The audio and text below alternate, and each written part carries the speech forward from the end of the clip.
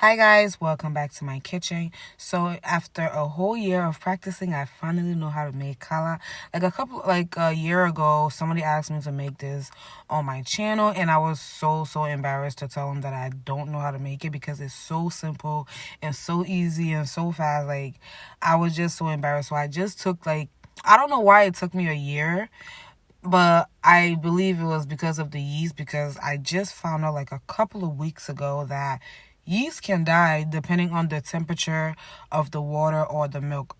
I did not know that. So once I figured that out, it became so easy to me because it's just so easy and so simple, and just like a little bit of ingredients. And I'll also put the ingredients down in the description box, so go check that out. So let's get right into the video. So I'm starting off by adding 2 cups of all-purpose flour to my bowl. I'm not making too much. I'm just making enough for my family to snack on. And then I'm adding 1.5 cup of sugar. Remember to add as much sugar as you want, as your taste buds want. But also remember not to add too much. That could also ruin the color. And then I'm adding 1.5 tablespoon of baking powder, and then after that I will be adding my nutmeg. I don't know, it's the measurement parts that really gets to me. Like, I don't really know how to do the measuring, and I don't know how to do the sizing. It's just a problem for me because all my life I have been cooking without measurements, and now I have to learn it. So I hope me going to school is gonna help me. So now I'm just adding 1.5 tablespoon of salt, and then I'll be adding 1/8 tablespoon of nutmeg. This is like so weird for me. Like, actually saying measurements is kind of weird. So yeah, after that I'm just gonna mix my flour together for a little bit.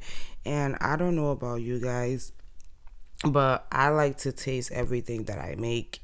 I don't care if it's raw, if it's cooked, if it's powder, if it's whatever. As long as I'm stirring it and I know I just mix multiple things together, I like to taste it. So after stirring my flour together like this, I'm just gonna wet my finger a little bit and then taste it to see if it tastes good, if the salt is enough, if the sugar, and if not, I will just add more or less of something the next time I make it. So yeah, after that I'm adding my instant yeast to my flour directly.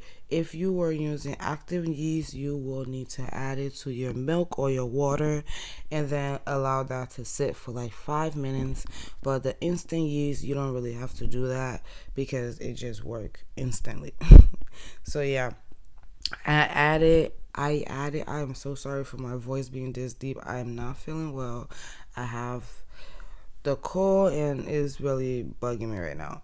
But anyways, after adding my flour, my yeast, I just added my milk.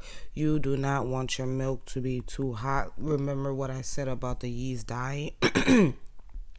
If your milk or whatever you're using, you can use milk or you can use water. If your milk or your water is too hot or too warm, it could kill the yeast. So remember to keep your milk to at least like a lukewarm type of temperature, or like, yeah, just keep it to lukewarm.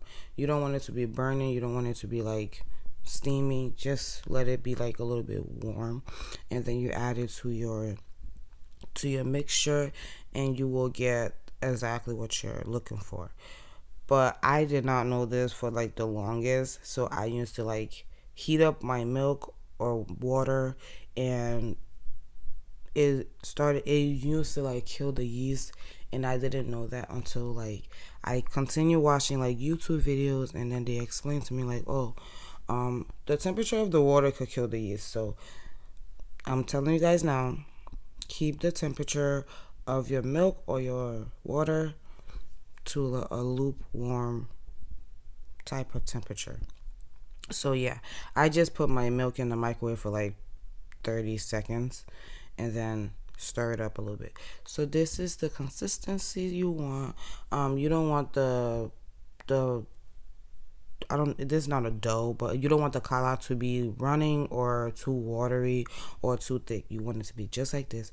And I just learned this method of using the plastic wrap instead of the aluminum foil. But you could also use the aluminum foil with this. Just wrap the whole bowl and then put it in like a really warm spot. I usually put mine on top of the refrigerator for about 2 hours and 30 minutes, and this is what you will get. Everything's gonna be rise and nice and perfect. Um, Once you open the bag and you put your finger in it, you will realize like it is like so warm. It's just perfect. I'm just telling you guys, use the plastic wrap. So yeah, after I take it out, most people like to like already mix it. My sister, she usually mix it, and before she fries it. I like to leave it like this until I'm actually ready to fry it. Then I mix it with my fingers and then put it into the oil. So this is that's what I'm doing. I put my oil on the stove for until it gets warm. I'm just reusing this oil that I have been practicing with, so that's why it looks like this. And the molding and the hand motions and stuff, I'm still learning those parts. I also learned that you could use the ice cream scoop, but I don't want to use anything. I want to use my hand because most people use their hands and it looks perfect. So I'm practicing the hand technique first, and then I will try to go for like the easier route. So I'm just mixing it a little bit, making sure it's smooth, and then I add it to the oil. Please don't ask me to teach you how to mold it with your hand. I'm still practicing, so try the best you can or use a spoon. Yeah. So after adding all my um puff color to, I don't know why I keep calling it puff. After adding my color to the oil, I just usually stand next to it. At this point you want to like lower your stove. My stove is, it goes from 1 to 8. I just put it to like a 5, and I just stand next to it until they're fried and just continue to watch it. I also learned that if you put a lot of puff into the oil, it's easier for you to turn it than when you put less puff into the oil. Usually they tell you, oh, put less because the oil don't usually cook it fast enough when there's too much. I will say add enough, a lot, so that when you're turning it, there's another one next to it so it doesn't turn back over. There's so many like problems that I had while learning this, so I'm just giving you guys some of them. So after I realized that they are brown and nice and golden, I just take it out of the oil and I just put it into this into my sifter with 3 napkins that I put in it. This is what I'm trying to show you guys. That was the first batch, and so yeah, that's my first batch, and they are, I don't know, for some reason they always come out either too small or burnt or darker than everything else. But yeah, my first batches are always the worst, and I don't know why. But anyways, thank you guys so much for watching. Please do not forget to like, comment, and subscribe to my channel, and I hope to see you guys in my next video. Bye.